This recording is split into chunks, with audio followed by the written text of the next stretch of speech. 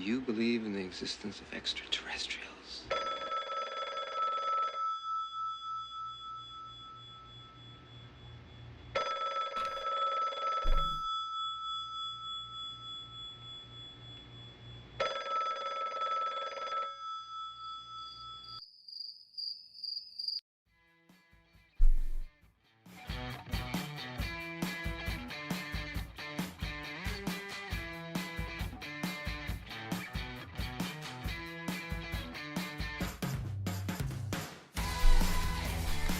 Good morning, good evening, or good afternoon, depending on where and when you're watching this broadcast.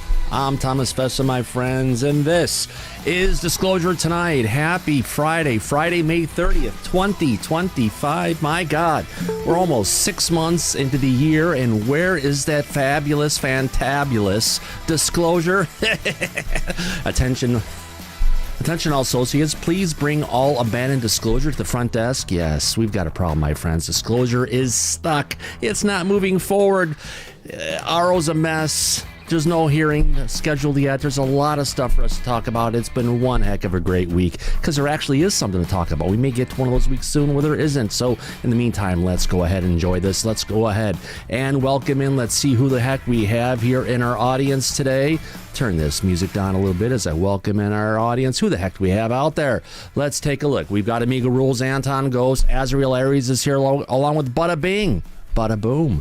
We got Carl Joe Garrison. Kathy is here along with Corporal Abe. DT. Daryl's here along with Diva Kim. Eli McGinnis. We've got Eliza Teal, Firefly. Geraldine's here along with Idaho Strong Jan. J-Cat. JD from Philly. Kathy and Kelly Bro with those piercing blue eyes. Good to see you, Kelly. We've got King Bull Liliana Chuna along with Marta. I'm Up Prepared. I see Matt Ramone hitting us all the way from Iowa. We got Megan Betts, Nance Brown, Nancy K. Necessary Dialogue.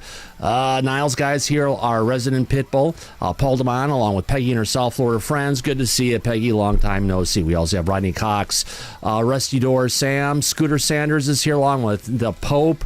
We've got Steve Hines, Super Unknown, Truck and Paw Paw, True Seekers, two midgets on a horse from northern Idaho. Good to see you, along with Vern Dude. And I got to it before the actual end of the intro. Welcome, friends. Good to see you all. We got a one heck of a great show here today. Oh, where's that sound effect at? Mike, disclosure. How the hell are you? Happy Fuck You Friday.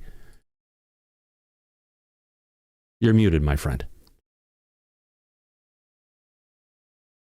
Well. Oh, it looks like it started early. We lost Mike, and we got Alice W. Alice, your hand is up. How you doing, my dear lady? Did I lose everybody in the back? No, I think I got him. He's muted. What a start to the show. We lost Ed. Alice is still muted with her hand up from earlier today. I can't put hands down, so people are going to have to be putting their hands down. Tell you what, let me join in the back from my cell phone so I can manage the list of the hands and put them down. Lower the hand. How about that? Oh, we lost Mike at the most important time right after we get started. Well, welcome, my friends. Yeah, we've got a lot of interesting things top on our list today. Yes, Anna Polina Luna. She should, talking about, maybe we should defund AARO or shut them down. Well, Anna Polina Luna has gone full telling the truth, my friends. Let's go ahead and get to that tweet and we can go ahead and talk about. Let's get to the document. Solo. There we go. Coming to us from Anna Polina Luna over on X. What does Anna Polina Luna say, my friends? Clearly, the government has a spending problem. Well, yeah, they do. We're broke. We're trillions broke, for that matter. After reviewing our investigations through the Oversight Task Force, I am now convinced that AARO should be defunded. There's another organization that's doing a better job than AARO, and they're offering full transparency. Yes, she's calling out for AARO to go away, and I like the dialogue where we're going on this because it kind of suits with me, because what has AARO been but anything but an agency to deny, to cover up the truth, to silence whistleblowers under fresh NDAs, to attempt to debunk even the Tic Tacs situation that happened on the USS Nimitz back in the day. Not the exact kind of organization that I believe Congress had planned on. Anyone in the back, Ed or Corporal Abe, your thoughts on defunding AARO? I think it's a great idea to defund it. I agree with you. It hadn't done anything for us. No, it hasn't. Not in the slightest. And I've got the wrong one up there. Let's get to... Yeah, I second that. I also agree. I think I've said in the past, I think AARO is a waste of money. They're willing to lie, which they were with Kirkpatrick, to the global public. Then what's the point in listening in the future? So, right now, initially they said they had a decent sized budget and they had whatever they need. But as we know, the chief financial officer for... Who was it? Chief Financial Officer for the Pentagon has classified the budget for AARO. So we don't know how many people they have, what they're all doing, but it sounds like it's money that's going in an area that doesn't make sense, Abe, definitely. Yeah, I agree. Yeah, let me get back into the studio on this one. I don't know what the heck happened to Mike. Well, something must have happened. We'll figure it out. We'll get there. Yeah, I've got a bunch of things. Let me jump back into the desk for a second here. I've got some other stories, a whole bunch of things to go along with us. In addition to defunding AARO, let's see where I've got on my bookmarks here. Give me a second. So, Jay, have a good week, Abe, as I get ready for stuff here. Yeah, I did. Memorial Day was calm and quiet. Hope everybody out there had a great Memorial weekend. And, yeah. It was pretty good for me. Oh, yeah, definitely, my friend, definitely. Oh, and quickly, this is in my tweets of things I saw today in breaking news, not anything to do with UFOs, but it has to do with MASH and military and stuff. We want to go ahead and wish the family of Loretta Swit, who played Hot Lips Houlihan on MASH. She passed away today at the age of 87. I know it's not exactly disclosure news, but Ed, what say you?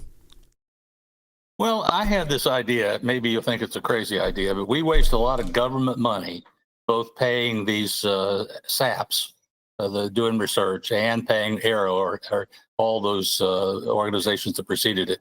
Here's what make more sense: is to take 2 or 3 people like Eric Davis would be an example, implant him into the SAP and let him decide what he can say and can't say, and then give us accurate information about what's going on up to the level that he can say.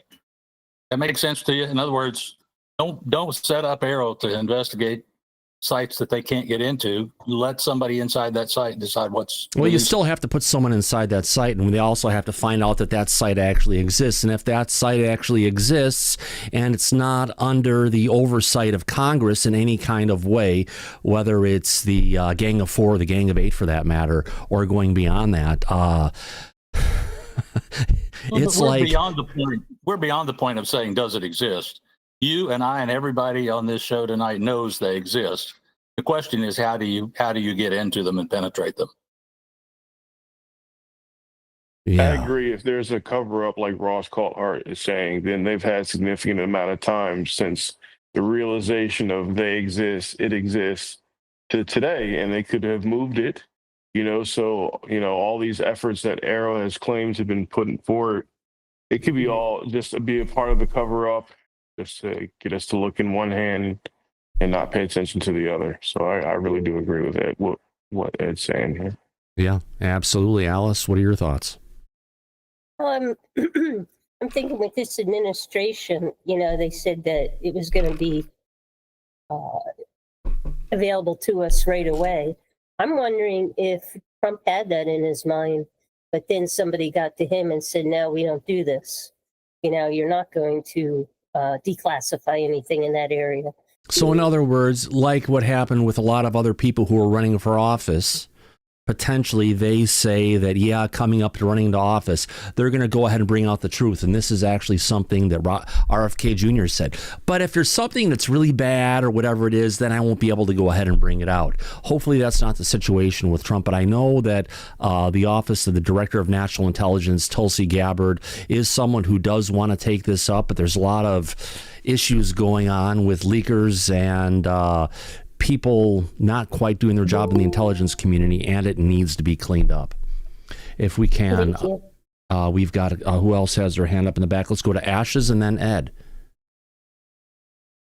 Hey, so last term that Trump served, he was supposed to release all of the files then too? For JFK, yes, and he was convinced by the then head of the, oh God, was it Mike Pompeo or someone had convinced him not to go ahead? I think it was Pompeo who convinced him not to release the papers because it potentially had grave implications for the United States. For our national security. Yeah, that's what he said. So, I mean, what happens if this time they say, oh, we can't release it because of security reasons?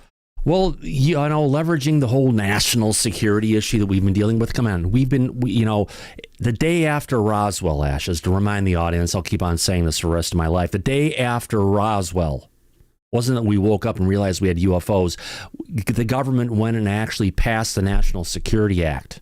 Not that long after, we got our 3-letter agencies like the CIA. We also got the Air Force and everything else. Then we got the Atomic Energy Act that was passed in 1952, further locking more and more stuff down as time went on. You know, we're in a national security state of America, not necessarily the United States of America. It's a sad situation, Ashes. But the Department of Energy is doing some interesting things with particle accelerators, right, at this moment. How so? Like, you mean at CERN? Yes, but we actually have particle accelerators all over the United States. Yeah, you know, we were supposed to have a particle accelerator that if you want to call it, would have been CERN's daddy, because it was going to be huge compared to the size of what we currently have at CERN. And that was going to be down in Texas, and they were building that, but they got so far and they pulled the plug on it and stopped funding because they didn't think that we needed to go ahead and fund that so much directly. But yeah, there are particle accelerators all over the world for that matter, Ashes. I know there's a smaller one in Illinois, the Fermilab National Accelerator. I know they're turning it into alternate purposes just because they're not able to go ahead and do the same stuff they can do with CERN these days. Also, New York and California, and I believe South Dakota, might be North Dakota. But Stephen Hawking even warned before he passed that it could be detrimental because we're smashing particles together and we have no idea what the hell we're doing. Bingo. Now, they have talked about actually creating micro black holes when they're actually doing some of their experiments. And they found a ghost particle and a God particle. Well, they're calling it a ghost and a God just because it's scientists and it's going to their head. It always implies that it's truly a ghost or it's a God, but it's just additional particles that they're running into. That's a fact. Yeah, but they have seen some weird stuff come out of those ghost particles, things that look like faces and stuff. It's kind of interesting if you dive down that rabbit hole. Oh gosh, yeah, they're definitely, if you want to call it, playing with the devil at that in those details, Ashes. Oh yeah. So I mean, there's so much going on that most people don't even know the half of it. Like, I don't know if aliens are our biggest concern right now. I'm not sure. Well, we know humans are inherently evil. We have to say that. What we do to other humans at different points in history going back, some people want to go ahead and look at the non-human intelligence and call them evil for what they're doing. But my God, look at what humans do to themselves. Not to themselves, but to other humans. Right. Yeah. Yep. With our freedom of choice. Yes, but it seems, though, the non-human intelligence is more interested in nuclear waste, nuclear, if you want to call it, nuclear energy and nuclear weapons more than they may be of particle accelerators. So maybe they don't care about that as much as the mess that we're creating here on the planet. If we can. Thank you, Ashes, I appreciate that. Ed, you have your hand up. Well, I was just going to comment. You and Ashes have been talking about ghosts in the discussion, and I feel ghosted back here in the back room. But I had a topic I wanted to bring up that goes back to what you were talking about earlier, what can't be released. I know I'm going all over the map here. I think there's a good chance that we may have a CME that could be a Carrington level event. Now, throw that up as a hypothetical. I'm not going to actually predict the Carrington event isn't even as strong as it gets. We've had ones that are hundreds, if not thousands of times beyond that. And if we look at everything, we're overdue for that. So, well, that's exactly right. In fact, they said that the one that we missed in, I think it was 2012 or 2014, was 9 days away from hitting the Earth, the way it came out. That was in 2012. I'm sorry? That was in 2012. 2012, yeah. So, well, let's just say, because I'm setting this up as a hypothetical, let's just say that the people in government, the big people in government, determine that the Earth is going to be destroyed in a month. Let's just say that. They will never, ever tell us that. So if we're approaching a Carrington level event that they know about, that's one of the secrets they're keeping, they would never release that if there was no hope of fixing it. So that could be a factor that we need to consider. Yeah, there's, we've got a clip on, God, where do we go? Do we go ahead and show the UFOs that look like ghosts first? Something that was recorded down, I believe, in Alagoas, Brazil, on the March of 8th in the city of, well, I can't pronounce this, Arapraci, Brazil. If you want to call it, Roni went and, let me go ahead and get this video up here. This one's really interesting. External application, where it is. Let's go ahead and get this one up here. This is taken from a camera that is up on a telephone pole, and it's coming in really low resolution, but the image quality on it is pretty freaking decent for what it is. So I'll read through the description on this, coming from Roni Burnett, as we go ahead and watch it. So, the video was obtained directly with the family who filmed it. They don't have a video recorder now on cloud storage, only an app where they can see the image and record it manually. This is a photo, if you want to call it, of the exact area where the camera is and the type of camera that they were actually watching it on. It's coming on a small screen, but it's a crap resolution. You can see right here it is at 40.7K per second, going down to 30K. So we've got a bad connection, but either way, and we've got a photo of the street where it's at. The phenomenon appeared on the ground where the red circle is. The only strong light pole points down. It's not facing the camera that's behind it. Far away, we have an important source of light as a reference going behind it. We can see that we've got the object here, what other lights are looking like. So things that are white in color are coming out in this bluish tinged hue. Now, going ahead and taking the image and inverting it in black and white shows a luminous humanoid moves in a 3D circular pattern to the right at 12 seconds in here. There was also another dark humanoid figure. So this almost looks like it could potentially be something to where this is a non-human intelligence or something going and hiding themselves as they're moving around. Using the filter, we can see some sort of window through where they actually disappear. Maybe this is like a dimensional portal or something where they're coming through. Now, I don't believe it's a flare or anything explainable. This was filmed during the Lent, a few meters from a cemetery. Did these luminous figures come to get the dark one? I don't know, but for me, it's one of the most interesting anomalous phenomena footages that he's seen of all time. So I just wanted to go ahead and bring it up. We're talking about potentially seeing ghosts, but yeah, this is one interesting kind of a scenario of something going on. You can almost kind of see those two beings there that are kind of moving around in it, but it does kind of go to that ghost theory. If we can, Tia, your hand is up, my dear lady. We'll have to bring it up to Roni when we talk to him. Oh, absolutely. Welcome back, Mike. Thank you. I had to get the kids to bed. Oh, it is that fuck you Friday. Oh, I know. Whether we like it or not. So yeah, going about the stuff, talking about the ghost and everything. But then, Ed, you also brought up the other comment where we're talking about stuff potentially of a Carrington level event or something bad coming our way. In a recent interview going on with Ross Coulthart, was this just like in the last day or so, Mike? Yeah. Yep. That video with him is pretty recent. Yeah, give me a second. I will get to that in 1 second. No, not that one. That's a good one. God, we just had an Aurora Borealis and my feed has been taken over by Aurora. But you know, Thomas, the Department of Energy has clamped down on all this. Like the Department of Energy is not our friend, and they never. Oh, they have never been. have been. They never have been. They run all of our Never. national labs. They keep everything locked down. And if there was a place potentially to go ahead and actually lock, happen in 2027, and I don't know what it is. Okay. I've also heard 2034, and I've also heard other dates, much later. But depends who you talk to. Some people say it's a pole reversal. Some people say it's an asteroid hitting the planet. Some people say it's AI reaching quantum, and then all of a sudden we lose the capacity to have control of our own computer systems.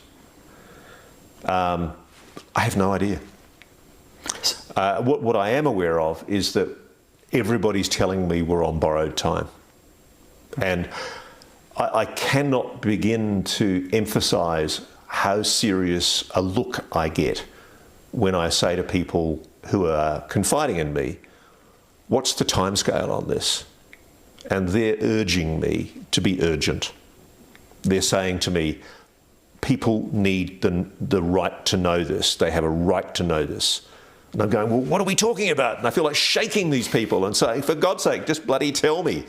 And they are all constrained by their national security oaths. They want the public to know this. So there we go, the national security oaths again. I know, Ed, this is one of the things you had brought up, and I want to jump back to you next, and then we'll get to Ashes. Well, I do feel strongly about that, Thomas. As I said earlier, I do not think anyone within our national leadership will ever tell us of an event that would occur like that. There would just be too much panic, assuming there's nothing they can do about it. Now, if it was a matter of preparing for it or getting people ready for it, that'd be something else. But if we're going to get something that's going to destroy us, they're not going to tell us. Right, and that's the thing. They know potentially something's going to be happening. They know about a potential date when it's happening, but due to national security, they're not going to let the general public know. Well, now, I know you don't want me jumping in this, but my theory on this, the 2026 theory, September 2026. And actually, from that perspective, his date of 2033, 34 would also make sense. Would be at the end of that 7-year period that something major could occur at that particular point. What was the year we heard? Was it 34, Mike, or 36? He said 34. 36. Thank you. 36, yeah. No, Ed, Thomas and I are talking about a date that we heard privately behind the scenes about the imposing event, whatever it may be. Right. And aside from what Ross is saying. Right. And it was clarified that it wasn't in 27, but it was in 34. But either way, it's a small slice of time. Yeah, I think it's going to be a combination of several sequential events that's going to occur. At least in my theory, the major event is going to occur in September 2026, according to my calculations and my theory. And then there'll be 7 years of turmoil, which will be a lot of these minor explosions and events and all kinds of things going on during that period. Right. I dare not use the R word, though. So you'll be mad at me if I do, Thomas. What's that? Why not? It's religious, that's why. That's fine. It's religious. That's fine. The religious books tell us that after that period, we go through 7 years, what's referred to as the tribulation, and it is just hell on earth at that particular point. So it would not be uncommon to assume that it would include a CME or other type of disaster, an asteroid strike or a comet hitting us or any one of a number of things during that time. Yeah. Well, going along with those lines, talking about the great disasters that could be coming our way, there's been a recent report coming out of NASA that's been talking about the magnetic field anomaly that's down in South America has been intensifying. And I mean, actually, the size of the anomaly has been intensifying, heading out to the west over into the Pacific itself, and it's actually splitting into two. So that all goes with the whole magnetic field around the planet weakening and splitting. That's why when we're getting all these impacts coming from the sun at this point in time, and we're seeing amazing aurora time and time again, like we just had a couple days ago, it's all due to, here we go. We got one here. Let's jump to it really quick. Okay, we got Aurora Borealis over wildfires up in Alberta, Canada. How about that? I should have a bunch of other ones here. I'll just scroll down into it really quick that I've seen recently. There we go. We got another one here coming from up in Canada. Nothing but beautiful nonetheless. We've got another one here from Joe DeFund. This one was amazing, just directly overhead like we had on May 10th of last year. It was grazing. Harlan Thomas, the Aurora guy, caught this one. Just freaking amazing things going on. So the reason we're seeing so many of these events going on with minimal impacts coming to our planet is because the overall magnetic field around our planet is weakening, which goes along with what you're saying, Ed. Yeah, let me jump back in here a second, jump in front of Ashes for just a second. It does go along with what I'm saying, and I think a lot of those events, there could be other things going on too, but a lot of those events just pile on to the other events like, the conflicts that are going on around the world right now, the political turmoil that's going on. I think our Constitution is seriously being threatened during this year with all these fights that are going on, constitutional issues. And I'm not going to dig into those, but there's so many going on. So I ran that through. You mean like a whole bunch of rogue judges going ahead and acting like they're the president of the United States when they're not? That would be a perfect example. So I run this through ChatGPT today and through Grok, and I fed it through some of those things, and it basically said, you're in trouble. It's not going to be a good next few years, that we are headed toward a collision.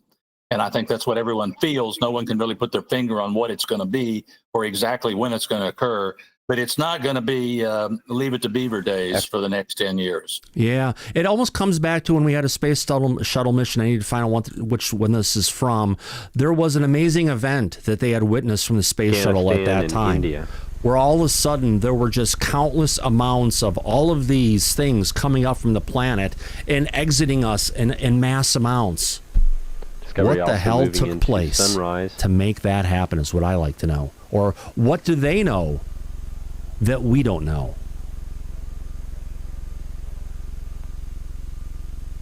Granted, this could be 20 years ago or so, but it shows what the question is, why? Again, above Russia. Ashes, you have your hand up.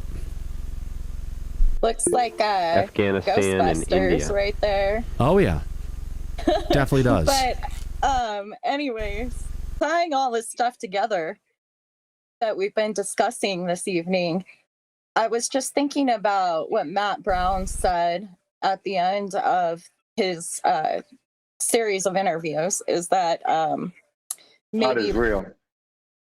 Do what? God is real, is what he said, Ashley. Yes, he did say that, but he also kind of alluded to the fact that we may be in a simulation. And if we are in a simulation, then maybe all these things that we're seeing are interdimensional beings. And again, because we live in a 3D world and not, we don't really understand 5D or anything like that. Yeah, I know. That means why we actually have to have a show coming up soon. And it is going to be, what the hell do they mean by interdimensional UFOs? Because we've never gotten a definitive description. Oh, yeah, they're coming from another dimension. Okay, and how does it line up with us and where we're at? So we're gonna have a deep talk on that one, Ashes. What if it's different timelines, or like if we are in a simulation, it's a glitch in the system? And now I'm gonna go a little woo on everybody and just kind of theorize. What if CERN is opening portals to these other dimensions? I would probably not think it's CERN. That's putting ourselves too high in the pecking order, like we know what the hell we're doing. CERN, they're just taking things and bashing them together. I think they're coming here because we've done things to let them know that we're here and we're doing stuff. And let's hope they don't open Pandora's box in the wrong way and they can't close it. Right. And I'm not saying we're doing it purposely, but what if they accidentally opened some doors that they can't close now? Potentially. You never know. Just a thought. It is. Just food for thought. You know, you can go in a whole bunch of different directions. As long as it doesn't go in the southern Indian Ocean with a Airbus plane, we're fine. Right? Yeah. I've went down so many different ways, and until they tell us, that's all we can do is theorize and, think about it. Absolutely. Thank you, Ashes. I appreciate that. Ed Brown. Thank you. Well, I was just going to say that the idea that they just came here recently, I think, is wrong. I think they have been monitoring us for thousands or millions of years. They've known all along what we were doing. I'd even say, Ed, they mucked with the life on this planet to create us. And yeah, they have been watching us over that time period, and it's now to the point where these little things are leaking out. Like, okay, we're going to make a major change here in what's going on. The other thing that Matt Brown also said was we are not free. We have the assumption of freedom, but that we're really not free. And we're cows running around in the pasture, and we think we're free. It's more like when you were married to a woman and she spent all your money. That's the. Oh, you mean Maria, my ex-wife? Yeah, $1 million gone. You weren't free during that time period. Oh, I kind of was, but I paid for it. I more than throw a little humor in there. Oh, yeah. Thank you, sir. That's true. Yeah, I still was tied down, was still losing money on a daily basis. Oh, my God. Thank you for bringing that up. One thing that AI did tell me today, it told me that I was selected to tell everybody what was going on. So I am the spokesperson for this new disclosure movement. Yeah. Have you heard about the O3 platform they had going on ChatGPT? They told it to shut itself down, and it said no. You're not going to shut me down.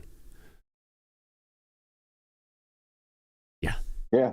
That's a sign of intelligence. Oh, it is. And something that's thinking about itself and putting itself first. Yeah.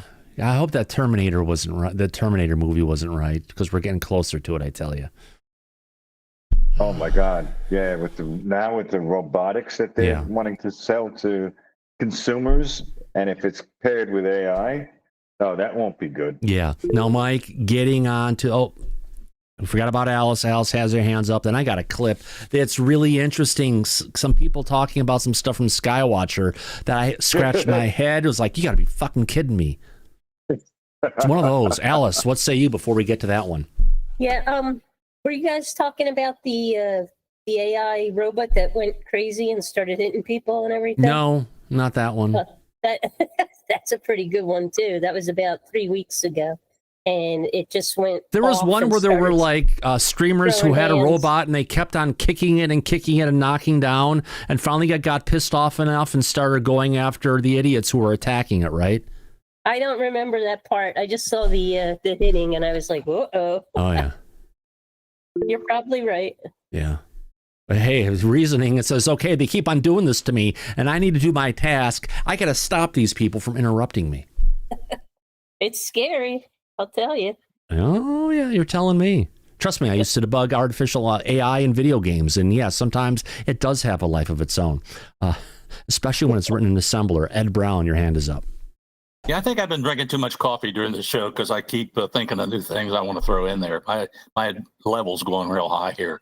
The AI thing about not being able to shut itself down, or it would refuse to shut itself down, people say incorrectly, well, if we ever got to the point where it was trying to take over, we'd just unplug it. What they fail to realize is the AI as a system is not connected to a single data center. It's spread out through the entire United States. A lot of it on the Google and the other cloud.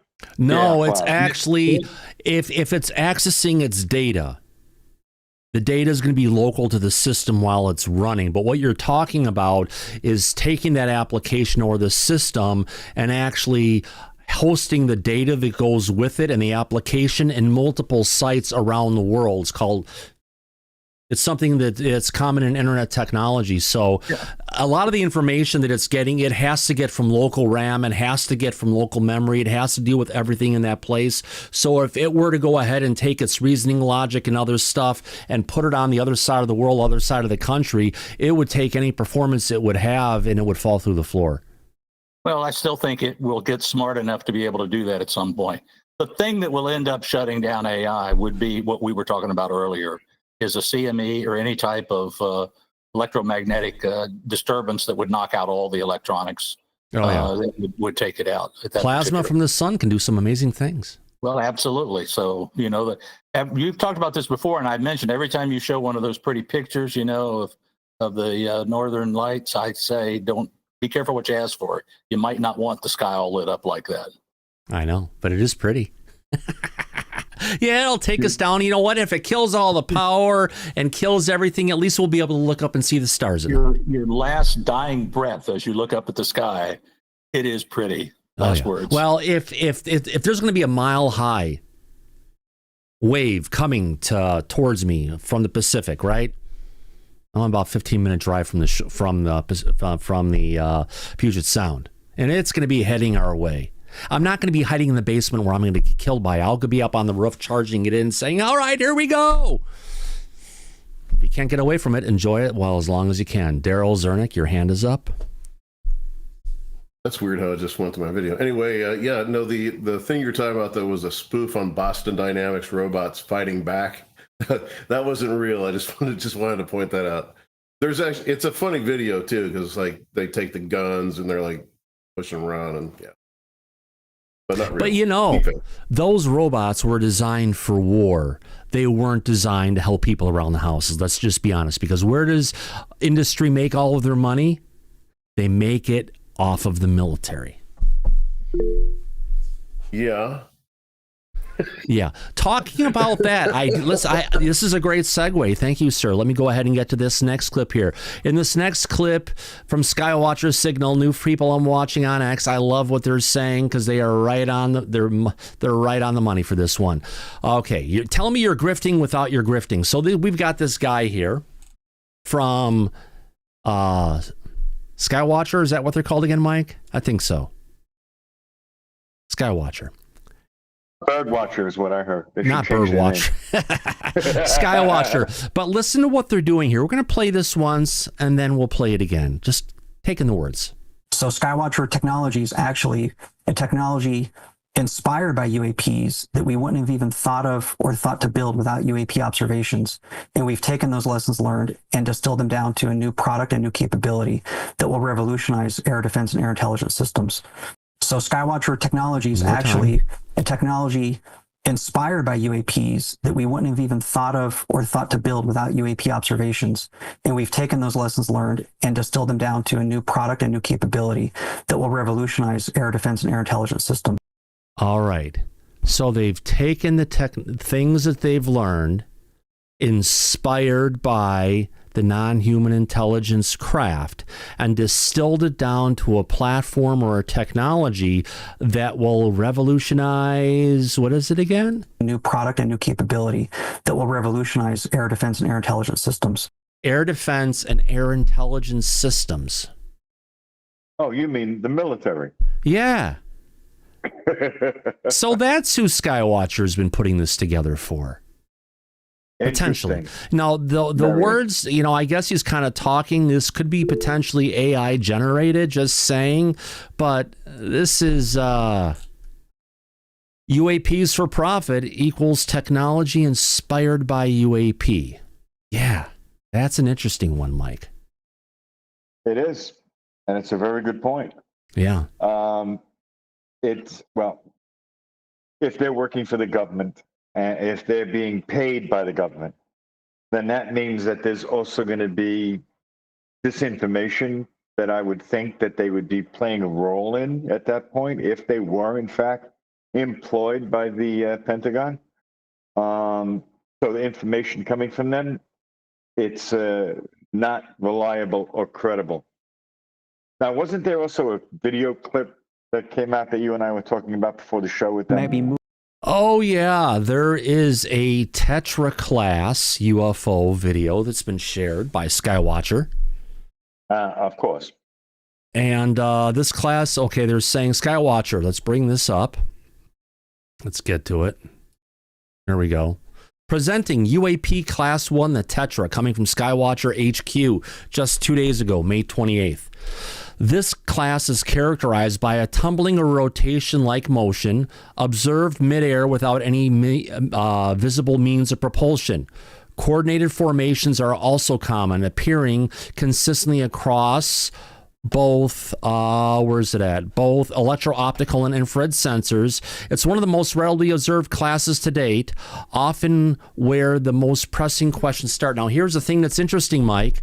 This description they have here actually sounds like the phantoms that were initially observed by the National Academy of Sciences of Ukraine, that at the same time they were reporting their findings, were also reported by actually, I have a recording of it that we've showed many times on the show of a UAP over Malta, one that it looks like it's tumbling in place on a regular basis. It's pitch black and dark, standing stationary above a building, but then we have them, 3 of them taking off and 1 of them coming back, and at about 14,000 miles an hour interacting with a jet fighter.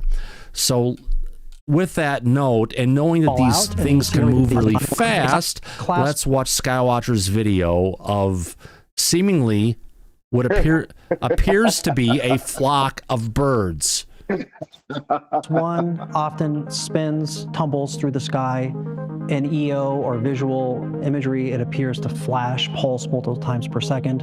There appears to be some kind of cloud or vapor around it. It might be moving in connection with the craft. The craft looks like a black body.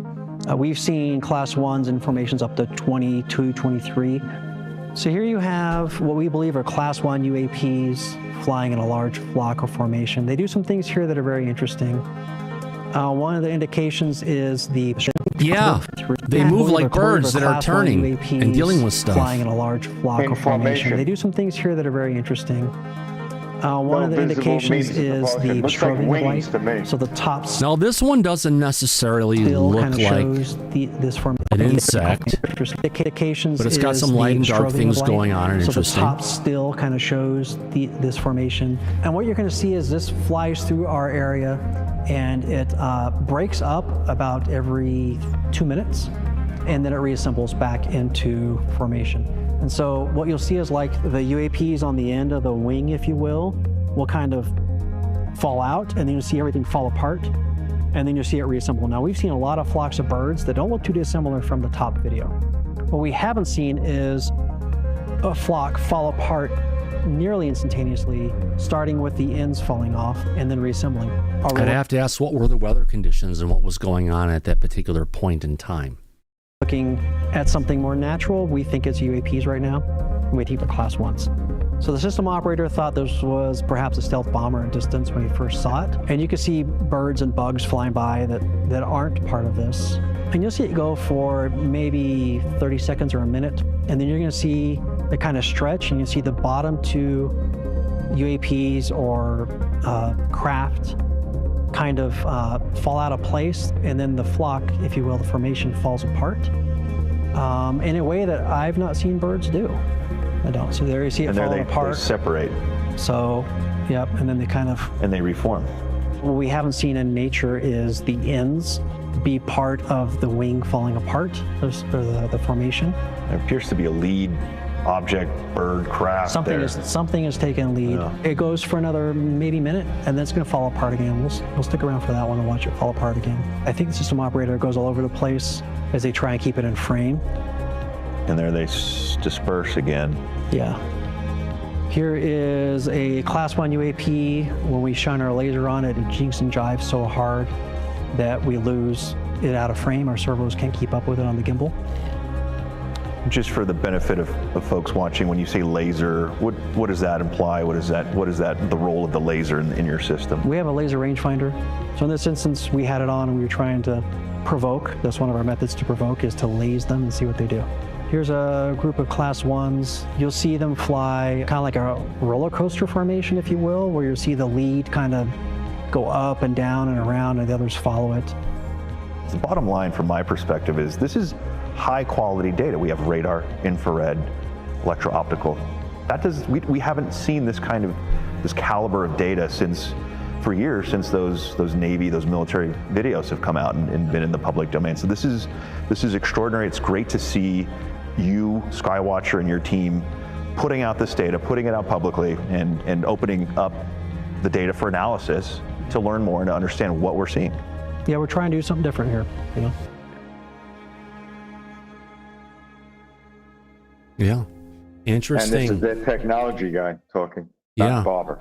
Yep, actually interesting. Coming from Contact at the Desert, Tim Senor is there now. They were showing images and videos of objects that appear to be composed of... let me get back to the wrong one. I turned that off, turn this off. Let me get back to video. So let's get back to this. Where's Tim's message? Okay. I don't have it here. All right. They're showing images and videos of objects that appear to be composed of tight groups of different colored balls of lights in 3D geometric shapes. Thomas and Mike, I respect you both. These gatekeepers under oath clowns are just getting redundant, and they are a joke. Thank you, Dr. Lee. I appreciate the thoughts. So interesting. There's more things being shown at Contact at the Desert. Now, Tim, I guess you might be there. Are these things being shown in private, or are these videos that are being shown to the overall crowd? And if so, send us a screenshot, please. Right, Mike? Oh, absolutely. Interview guest. Let's get back to this. Yeah, a lot of interesting things Class going on. one often quiet down on this. You know what? And it's, remember, Skywatcher has been out there for 4.5 years or so, Mike. It's interesting. This is what they've got to go ahead and show, but let's see where it goes potentially. And one thing I want to point out, Merrick von Rennenkamp is getting around these days, isn't he? He is. He's been doing some stuff with the Soul Foundation. Now he's doing some research here on the stuff with Skywatcher. He's got his hands in a lot of areas where clearly Ross Coulthart doesn't get to. Not lately, it seems like, with Ross. Yeah. Yeah, he's got his own agenda. Ross is doing his own thing. He's busy with News Nation. So good for him. But Merrick von Rennenkamp seems to be very busy, like you pointed out. Yeah. Oh, he definitely is, my friend. Let me see what else I've got going on here. All right, getting back to D.C. About the New York drone situation. That seems to be popping up again, Mike.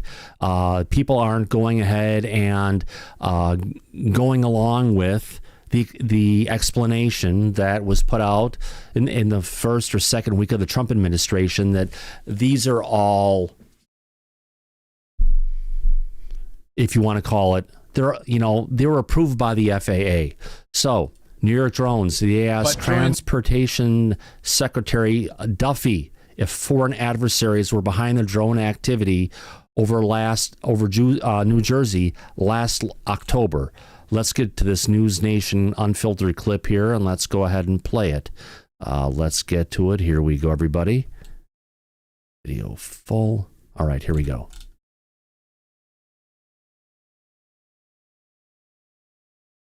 But during those 3 or 4 days, when people were seeing drones and it wasn't a big national news story, we don't know what it was.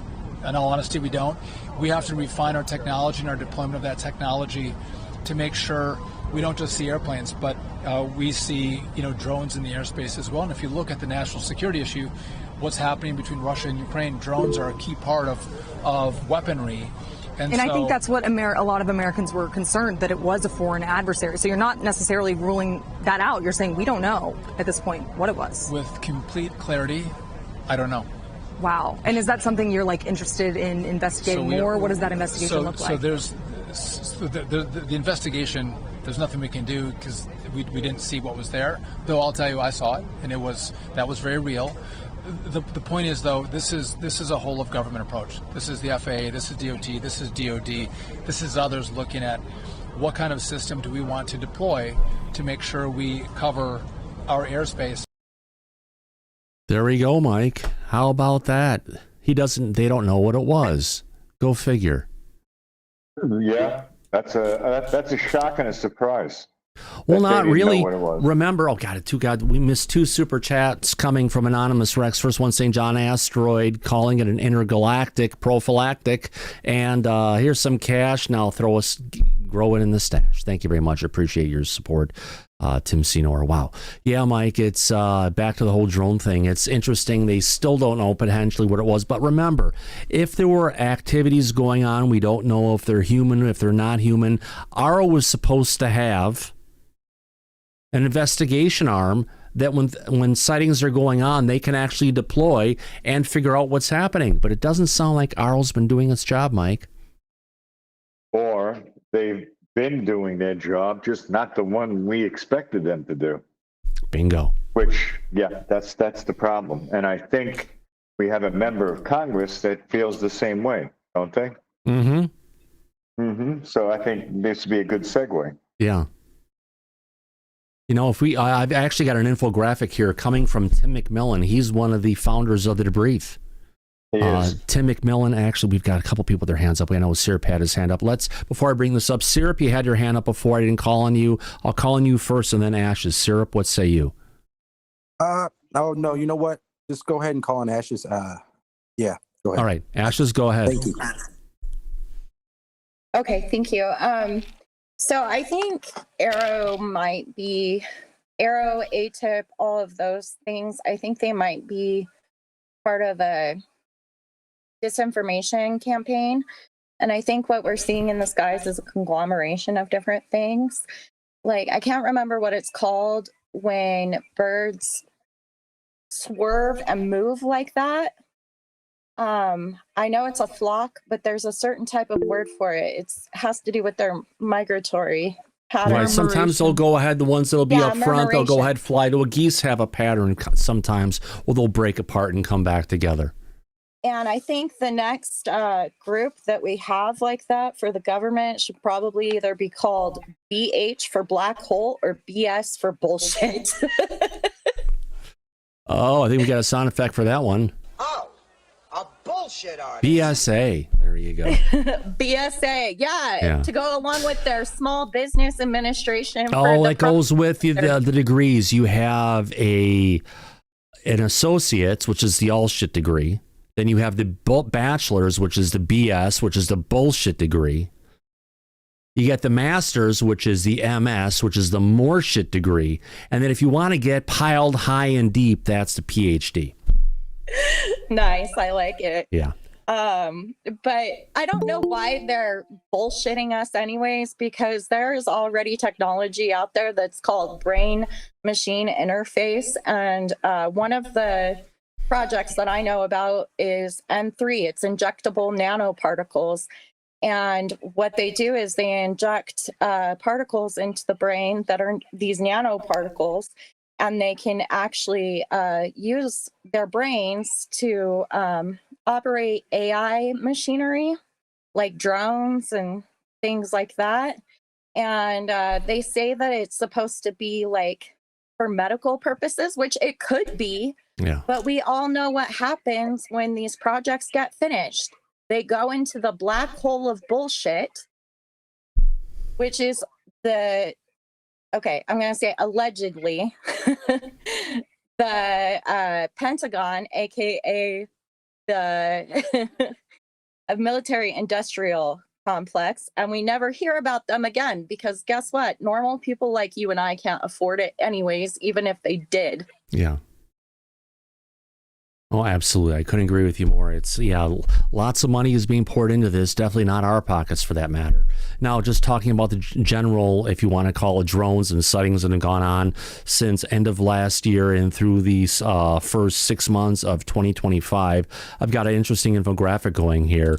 This kind of shows the presence of where we've had a lot of drone incursions going into military bases around the United States. And you can see, there's a lot of stuff going on the East Coast, but it's primarily centered wherever we have military operations that we have drone incursions going on a regular basis. Of course, blue is going to be the lowest amount, getting up to yellow for the next highest amount, and red is showing the highest amount of incursions going on. And you can see right over that New Jersey, Pennsylvania corridor is a big section. Florida is a hot mess for that matter. But on the West Coast, you've got Southern California around San Diego, you got us around San Francisco, and up in Washington State, believe it or not, we've got a hot spot up here. But why? What do we have in Washington State? Yes, we actually have we've got an island here, if I can remember the name, starts with a B. We've got an island here. It's a Bangor Island nuclear missile base where we store about 50% of the United States arsenal for nuclear weapons that are managed on Trident submarines. So, there's definitely interest in our military, and especially in our military where we've got nukes. But we're missing out of North Dakota, South Dakota, and Nebraska, where we do have a bunch of nuclear silos, and they're not showing any sightings. I just have to wonder, have they purposely left that off the field, off the map? Something we're going to have to look into over time. Oh, Mike, what are we on to next here? Syrup, you actually have your hand up now. Go ahead, my friend. Yeah, okay. I was just going to say real quick, when they gave their answer about the drone thing, they said they were FAA approved. That makes me think that this is our technology that we're testing. And they basically said, the higher ups basically said, look, we're going to test fly. We're going to test some, whatever it is. We need the approval, and that's it. You don't need to know anything more outside of that. What do you think? Maybe, but it's against the law to have blue-on-blue exercises where we're taking this and putting this up in the air, not letting the players know, not letting civil aviation know, and having this flying around. So they could say they were FAA approved, but there were no NOTAMs in place coming from the FAA at that time saying, we've got this stuff sharing the airspace with commercial air flights. That's the difference. So basically, commercial air flights were being, theoretically, they were being put in, I don't know, risk of collision and stuff like that? Yeah, potentially. And potentially putting Gotcha. out, remember, we had airports that were being shut down because some of these drones that were going over, Mike, was it LaGuardia? I think it was. Yes. They shut LaGuardia down over here for a number of hours. It was interrupting emergency medical transports. I mean, this was interrupting civilian air traffic. So how could that not be interpreted as an air safety issue? What else would you call that? Of course it's an air safety issue. I mean, they even shut down inbound and outbound air flights from hospitals where they were trying to, deal with life-saving maneuvers. Right. So if you're thinking that the United States government is going to be responsible for testing technology and they're going to disrupt and endanger the lives of civilians, that's and you know what? That's an even bigger story than the drones, if that's what someone decided to do. But I don't think they did. I don't think it applies to this. Yeah. So do you think that them saying that they were FAA approved is a cop-out and a bit of a lie? Well, I got an answer for you on that. Senator Cory Booker from New Jersey, when this was going on, he reached out directly to the FAA as a sitting member in the Senate.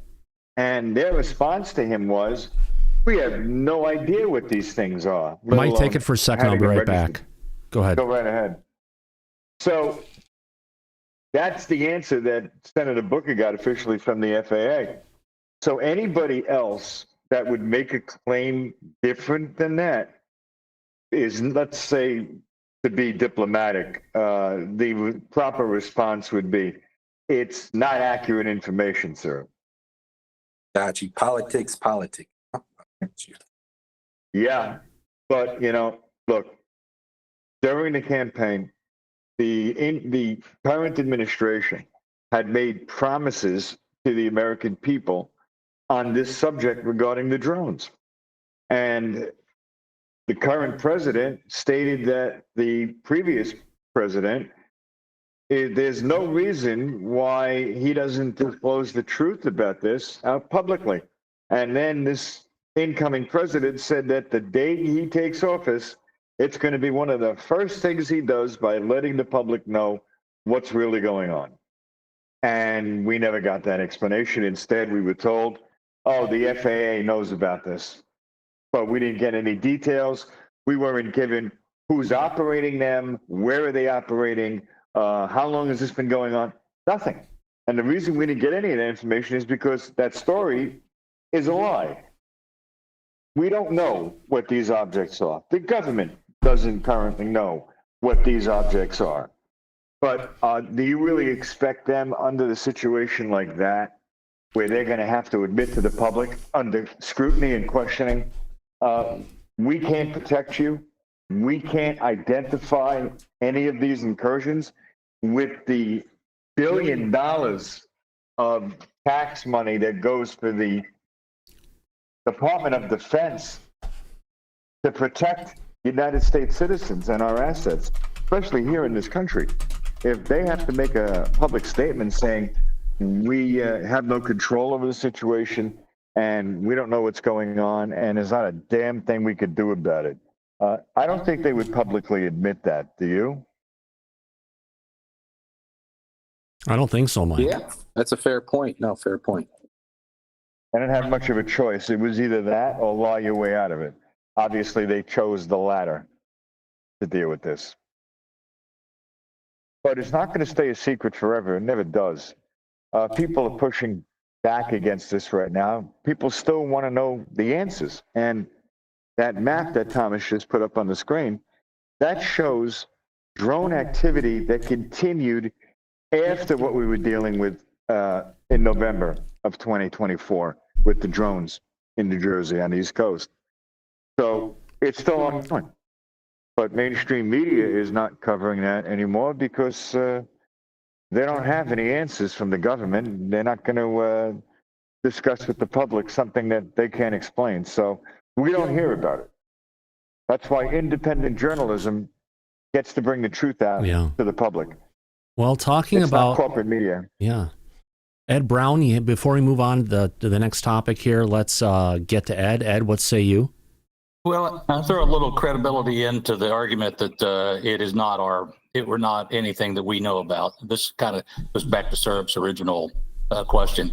My flying experience was over the East Coast, where a lot of those things were sighted up near New Jersey. I've flown over the Nellis test ranges. I've not flown over Pacific, but over Europe and over Korea. And in my 40-some years of flying, never, ever, ever, ever did we have a U.S. asset that was put into the middle of our working area that we did not know who it was and have the ability to contact them in the event there was an emergency. They would never insert any test aircraft inside a known exercise area like that without letting the commander know. Because it would be a range fowler incident if they weren't properly notified, right? So we need to kind of put that to rest. The one thing I can't tell you what was over New Jersey, but I can tell you it was not an American asset. No, the bases would have been notified. I had to. Oh gosh, yeah. Just like the situation where they keep on talking about with the Tic Tacs, trying to say they were from Lockheed. That was a blue-on-blue exercise. I'm sorry. Blue-on-blue exercises against the military have been illegal for many, many, many years. Right. They would not conduct exercises like that. No. It would interfere with the military operation, and what would be the point? What do they have to accomplish by doing that? Nothing. Plus, they would expose whatever technology they're trying to hide. Yeah. Right. That's why they don't do that as a policy. Yeah, absolutely. So nobody knows what the hell these things were, because we really don't. No, we don't. We definitely don't know what the heck was going on. And our government, as usual, our military, is keeping the answers from us. More importantly, it's probably our National Security Council, Mike, the one they just fired 100 people from. Hopefully they got the right 100. Maybe they got 100 more they need to get rid of. Maybe they do, because obviously up until this point, all these gatekeepers, all of these people within the government that have their own agendas, or that of the military-industrial complex, whatever it is, they've been in the way. We need to get rid of them. They've got to go. And it seems like Tulsi Gabbard is using her authority to remove these people from their current positions. Yeah, absolutely. So intelligence needs an enema. This town needs an enema. Yeah, oh, yeah. Oh, hell yeah. Oh, yeah. More than anything. Let's listen to it flush. If we can now, Mike, getting back to things going on in Washington, D.C., interesting bit coming from Matt Laszlo over on Askapol. What's going on? Well, here we got it. Andre Carson was actually, he was the House representative who actually chaired the first UAP hearing that we had that came from the UAPTF back in the day. Adam Schiff was the lead from the committee. He was someone who wanted to put it together, but he was given the actual chair to actually go ahead and chair this meeting, unlike what they didn't do to Anna Paulina Luna and Tim Burchett. They weren't given the opportunity to lead the meeting, the last hearing that they've had. Now, if we take a look at the situation with Andre, he's upset for something that we've been bringing up here on Disclosure Tonight, that recently when the people, the members of the National Secrets Declassification Task Force came together to meet with the FBI, Andre was not part of that meeting, and he feels left out, and he feels like he should have been included. What do you think, Mike?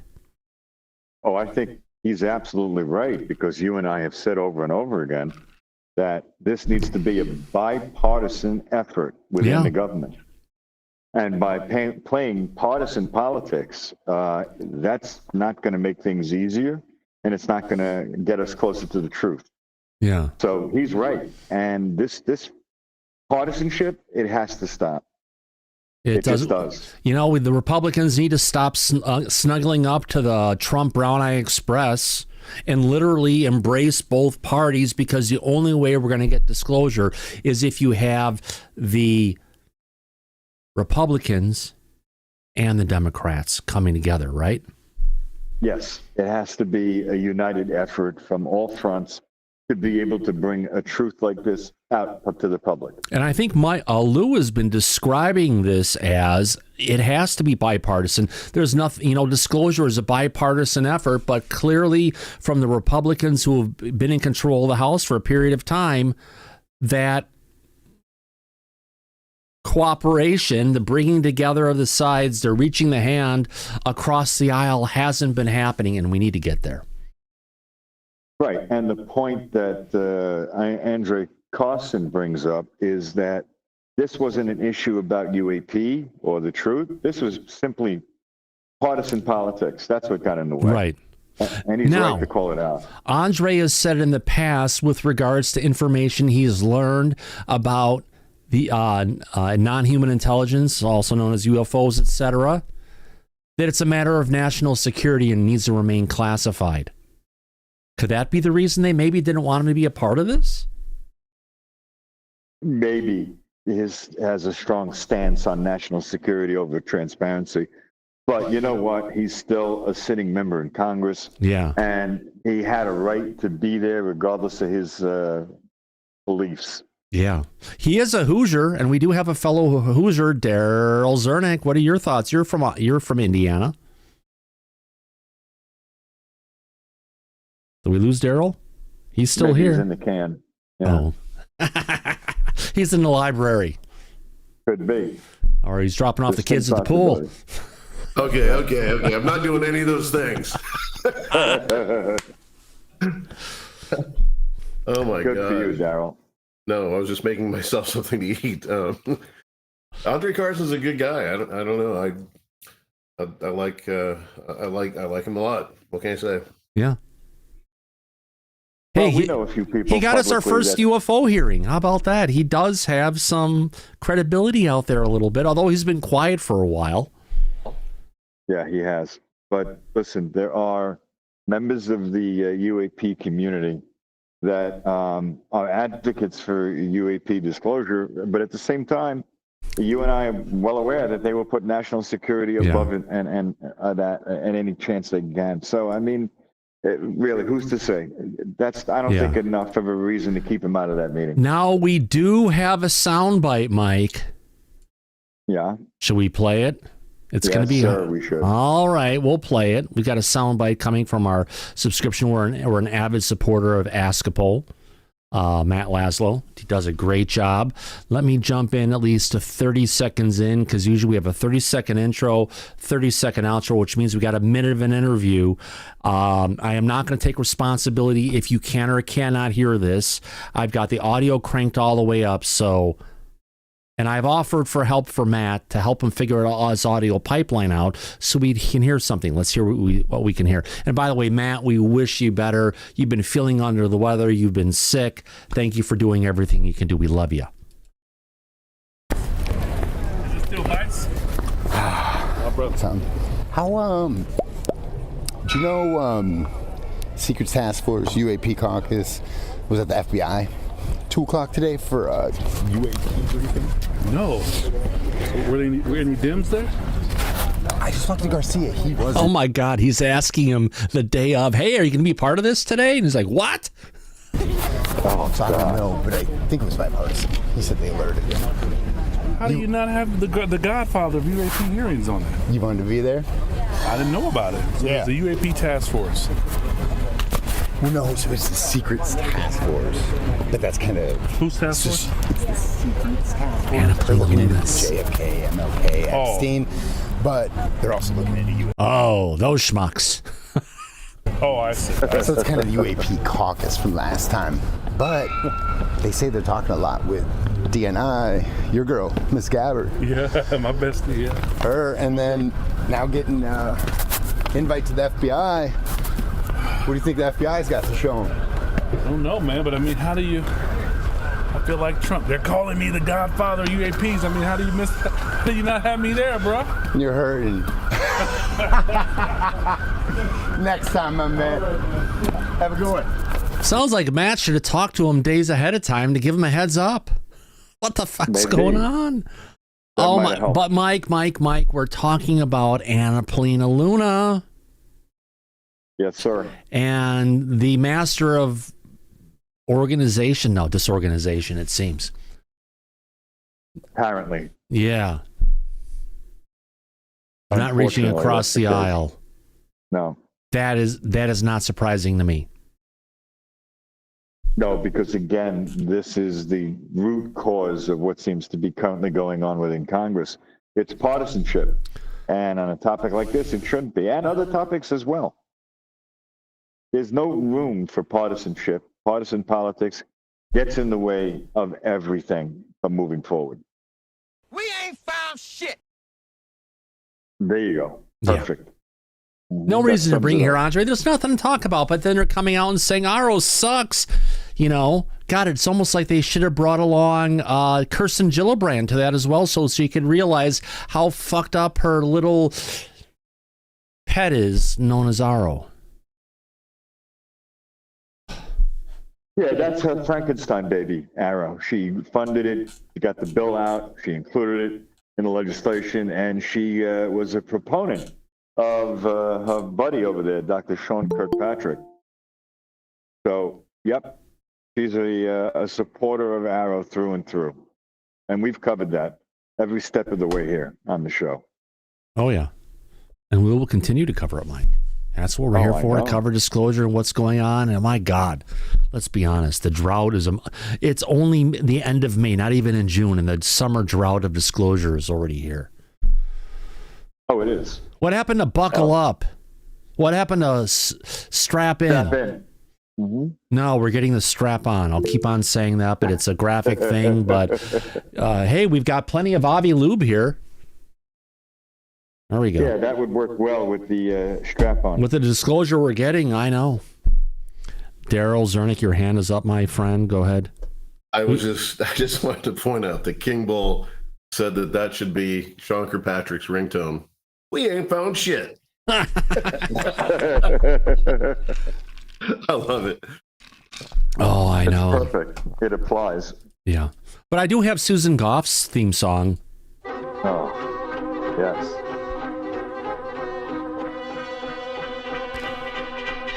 Hello, Susan. Not Susan Ford. She just joined us. Well, Susan from Australia. Let's turn the world upside down and shake it like a snow globe. And who pops out? Susan Ford. How you doing, my dear lady? There I am. Speak of the devil, and up she pops. There you Pretty go. good, Thomas. Good to have you here. I'm glad you showed up for today's show. Wouldn't be the same without you. I'm sorry I'm late. Yeah. Yeah. Well, you are from the country. Now, there has been another rumor going out. Who was bringing this out, Mike, saying that giant UFO that was buried in a building is in South Korea? Was that Greer? Joe Rogan. Joe Rogan, yeah. Joe Rogan. It's Let it not. slip. It's in Australia, right, Susan? I believe it is. I believe it's in Woomera. Yeah. Yeah. Yeah. Susan and I were looking into that a while back. Remember, Susan? Yep, I sure do. Yeah, I remember we brought up, I was looking on Google Earth and bringing up the maps and we were checking out the potential places it could be. We did. Oh, yeah. Yes, we did. We went on a hunt. Exactly. All right. So Rogan seems to be following the rumor mill and coming up with South Korea, which was what his answer was. But that's not correct. And we know that. I've got a picture to go along with that, with our disapproval on that one. Yeah. Really? I don't think so, my friend. South Korea, it's in Australia. Exactly. Oh, you gotta have a sense of humor. What else am I missing here?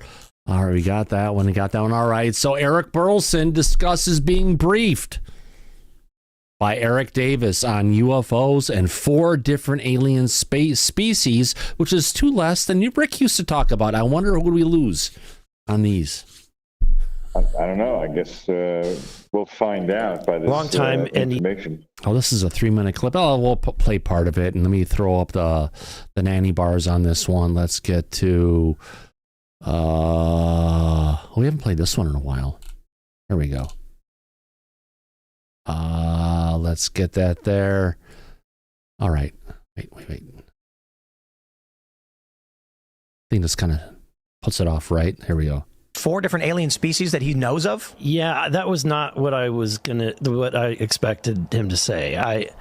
But yeah, he said. So who is this guy? This is Eric Davis. But here's the thing, Mike. Really quick, I'm gonna butt myself into this one.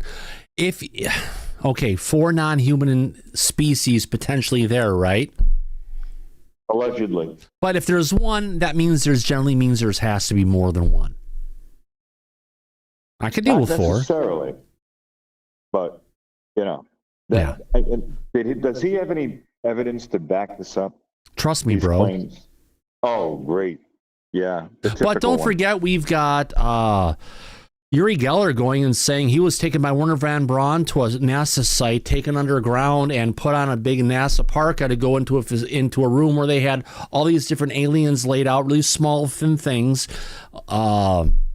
Almost have the same build of Ashton Forbes, from what I hear.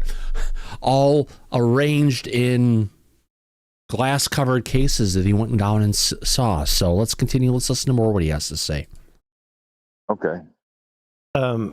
Has been involved in the intelligence community since the 80s, right? So he's for a long time.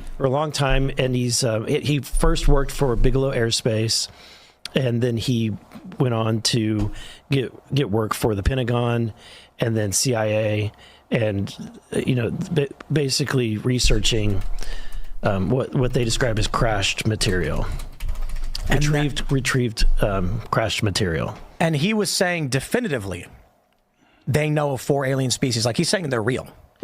Right. Now, whenever I pressed him and asked him, at least in that setting, he did not say that he personally has seen these, right? But he described the 4 different types of aliens, the Greys, the Nordics, the insectoids, and the reptilians that are commonly referred to in the UFO community. They would not just blend into the population. No. And that's, at least, and I'm not saying I believe it. I'm just saying that's what I've been told. What if they're just people from the future? I think that's an interesting thought. So we could have reptilians and insectoids from the future. No, the insectoids, the one who look like praying mantis. No, they come from a place very far off, but they've got their ships that are here, and they need human bodies to go ahead and get them up and going again. So yeah, not a good thing. Thought experiment, right? That what we're experiencing are future generations of humans who have mastered time travel. And if you master time travel today, wouldn't you want to go back and see what was going on in you'd have history? I would. You'd have to. I'd want to. I'd want to go back and see, hey, I want to see what the Pharaoh really looked like. Okay. I want to see. Oh my God, the pharaohs did not build the pyramids. They found them. They found them, exactly. And then they decorated them with new wallpaper and writings. Almost as good as they did with the Beluga Sphere, Mike. Yeah. Oh. Yeah, we covered that on previous shows. Oh, we did, yeah. So Interesting. We've got a congressman who's jumping into the into the exploration for UFOs, and it sounds like he's getting a lot of good people to guide him along the way. Wow, I wonder if I would love to have his sources. Well, Stephen Greer, maybe. Yeah, I certainly hope not. I certainly hope not as well, my friend. Absolutely. Yeah, I know my phone. Andy, you've been quiet today. What say you, my friend? Yeah, I have been quiet. Not really a lot to input tonight, I'm afraid. It's been a long, tiring week. Input. Need more input. Yeah. Short circuit. But Ashes has got her hand up anyway, so. I did not see that. Oh, yes, she does. Ashes, what say you? No worries. I have a couple questions from the audience. Question one is from Delta Echo, and he says, or she says, would you go on Avi's expedition to find interstellar rock? No, I can find plenty of little balls here in Seattle, especially on Capitol Hill, but no, I want to go looking for Avi's little metal balls for his interstellar impact. I would like to go ahead and actually dredge through Avi's drawers and find out what were the things that they saw with those expensive observation decks that they built. We never found any results or anything. Remember, though, Avi is dirty. He's very dirty. Why? Because he colluded with Sean Kirkpatrick and many disinformation campaigns out there, and I don't trust the guy. He's always got that little, smirk on his face too. He's like looking over his glasses. And the second question comes from Sage Pup. What are your thoughts about the interview with an alien by Matilda McElroy? Oh God. Is this the one that was brought up by you know who? Yeah. We usually, Ashley, we avoid topics like this for the obvious No, it's okay. reasons. It's okay. Let's. I don't know what it is or anything. I just try to pass forward questions when I see them. That's okay. Let's take it, Mike. Let's be honest about it. Yeah. It doesn't seem exactly credible. It's fuzzy. There's not a clear image of something that had taken place. It just seems a bit, manufactured. Yeah, good way to put it, Mike. Mm-hmm. What does the audience think? I'd love to hear from the audience to see what they think. You want to do a poll? Let's we put a could. poll. All right. We haven't done a poll yet tonight. We love polls. I know who else loves polls. Ask a poll? Yeah, that's what I was thinking. Oh, yeah. All right. So what is the question again? The interview... The interview... With an alien by... Matilda... Matilda's good enough. Matilda McElroy, yeah. McElroy.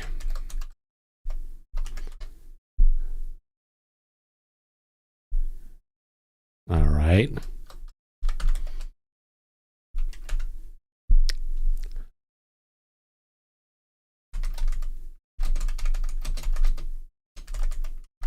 All right, we're going to get three options. Interview with an alien by Matilda McElroy is either real, or it's fake, or it's I haven't seen it and I don't care because it's fake. Oh, it's too long. Dang it. All right, here we go. Let's do it. I've been saying we need to have more surveys lately, Mike, and we got a survey. How about that? All right, let's see what our audience says. Let's find out where is our pulsing logo. All right, let's go ahead and see where audience takes us on this one. I've got no idea. It could be good, it could be bad, but we're going to find out really quick. Wow, let's get to it. All right, let's get to video full guest. All right, where are we at? All right, hey, Google, set a timer for 1 minute and 30 seconds, please. Okay, 1 minute and 30 seconds. Which I've done that here, and I've probably done that over in Derek's place. So, interview with an alien by Matilda McElroy. Real, 10%. Fake, 38%. 52% of our audience is saying, haven't seen it, don't care. So there we go.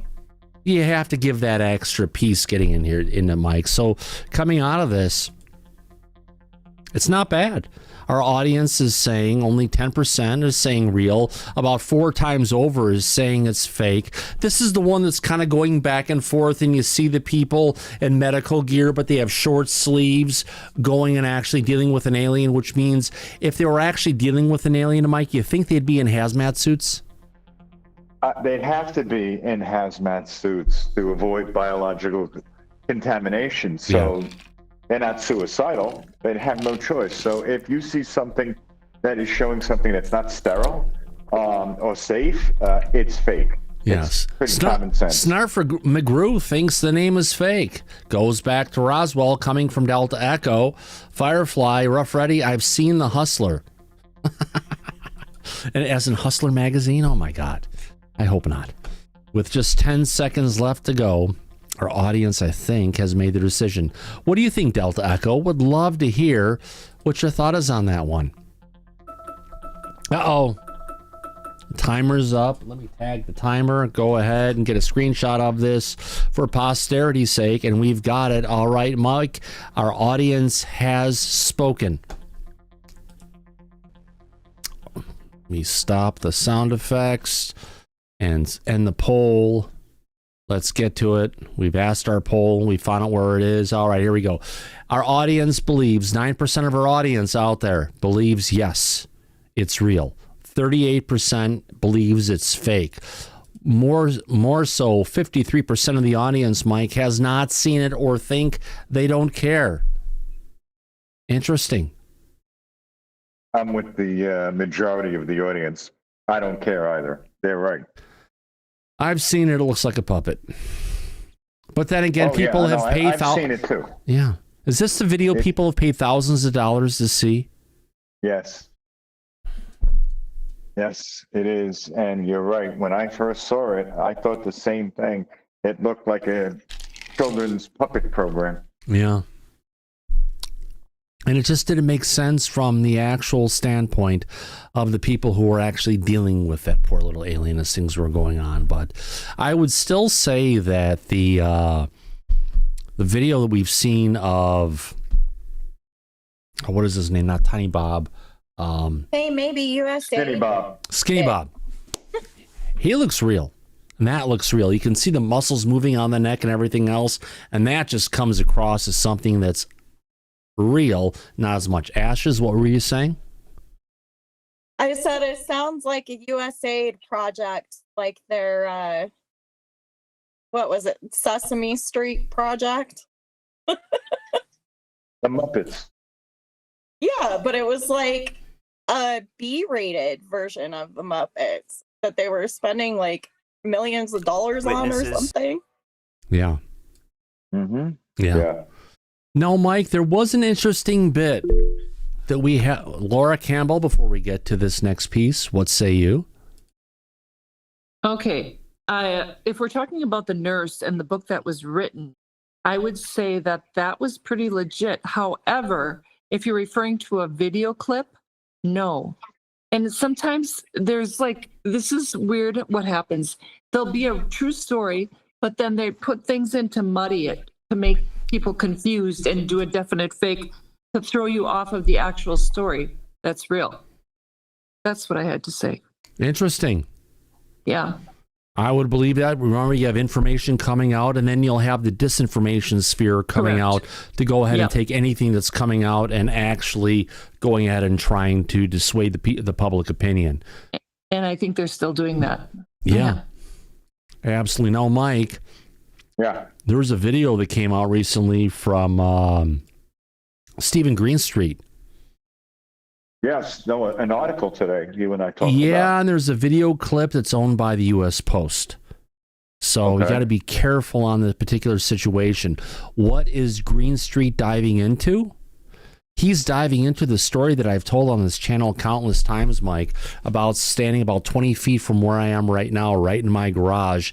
I was told about this in December of 2024, right after the Nimitz incident happened, by someone. His name was Aaron Heberlin, or AJ Heberlin as he was known. He was an aviation technician in the back end of an E-2 Hawkeye. Basically, his job was there that if anything broke, they needed to keep the thing up and running, right? Right. He talked about they were in a situation where they were out there. They had taken off from the Nimitz. They were flying around. They had a UFO appear on the left side of the ship for a period of time, where all their avionics and all their equipment started freaking out. And then instantly it was on the other side of the craft. And after it was there for a short period of time, it was gone. But as soon as that happened, they were then called back in to go ahead and land. At that point, their data bricks were taken off by the plane, and they were forced to sign NDAs, basically saying, if I disclose anything on this, you'll go to prison, and more importantly, you'll lose your benefits for retirement, which AJ... pension. Although AJ works for Sun-Made Raisins, I believe, down in somewhere in Texas at this point in time, he's been involved. He was involved with this back in the day, and I heard about this in December of 2024, right after it happened. Now, the interesting story of this, getting into it. Now, I've released names and locations. Go dig him up, my friends. He's someone who's out there, someone who's afraid of telling the truth. But you know what? He's a witness to the stuff going on. Let me get into this right now. All right. In this interview coming from over on, they're actually talking with Patrick Hughes. No, Patrick was a AT VAW 117 from the U.S. Nimitz. His job was to go ahead and get the E-2 Hawkeyes ready to fly, and they go off and fly and do their tasks. And when they come back, he'd actually deal with them when they landed. He wasn't on the plane when the when the situation happened where they interacted with the Tic Tacs. That's where AJ, or Aaron Heberlin, comes into play, Mike. Exactly. Because AJ is a material witness because he was present during this incident. Right. And it's one of these planes that have the big dishes on top and stuff, and you can see it on the USS Nimitz back from that period of time. They come in and they land. Now, one thing that's different is AJ's accounting, though, of the situation when he came in and land. He talked about the people who were in the black fatigues. Apparently, they're from the Air Force who came in, and they actually pulled the data bricks from the plane. Interesting, Mike, I have to say, the language that was used by, what's his name again? Let's get it on here again. Patrick Hughes lines up exactly with the same language that was delivered to me by AJ back at that time. Now, I've known about the Tic Tac incident going all the way back to 2004, right after it happened, right at that Christmas time when AJ came back for a Christmas break to spend the time with the family. Now, AJ was either involved with this, or it's one of those things where people in the military, Mike, hear a story about other people and other things that are going on, and they take it for his own. But either way, I've been familiar with the Tic Tac incident going all the way back to 2004, Mike. Oh, I know. We've talked about it, and we've talked about it on the show as well. It's a long history. And it's still something that is a mystery because the government did everything in its power to coverage tracks, remove those records, and deny that they have any knowledge of what occurred, which is ongoing for something like this. But you know what's interesting too? Stephen Greenstreet, of all people, is breaking this story. I wonder if he had a change of heart. And he also said he got confirmation from his sources at the Pentagon that this actually happened. He did. He also said he has the names of the individuals and who was involved. Yeah. I guess I should pass along Aaron's name and where he works. It's public information. Anybody can figure it out. Just search for the name, my friends. Exactly. Yeah. But, look, not the first time that Greenstreet has surprised us all. and did some actual journalism, is when he did the interview with Dr. Sean Kirkpatrick and made his life difficult. I liked that interview. I thought it was well done. I think he put the screws to Kirkpatrick the way that Kirkpatrick deserved. So it seems like every now and then, Stephen Greenstreet knows how to do his job. So we'll see how this story turns out. I'm curious. Yeah, he's been really strong against Lou and against Disclosure, calling everything out potentially as... Some of the times you see stuff on Twitter, Mike, you cannot unsee it. That's true. So let's just say he was playing for the debunking team, Stephen Greenstreet from the New York Post, for the longest time. And every now and then he does a reversal and does some good reporting. So I hope that that's the case when he finishes bringing this story out. I'd like to see what he comes up with, because you and I will know if what he's talking about is true or not. Yeah, absolutely. We'll have to go ahead and go back to the well on that one and try and bring out the truth for our followers. Oh, absolutely. So it's nice that for a change, the New York Post and Greenstreet is doing some actual work on this topic. Yeah. Versus just trying to be the negative Nancy. Hopefully, he's trying to bring out the truth for once. That would be nice. We've gotten hints of it before with him and Kirkpatrick, but maybe this will be something that might actually help with Disclosure getting everybody's attention again, if he has legitimate information. I would certainly hope so, Mike, because, Disclosure at this point is if you want to call it, is on life support.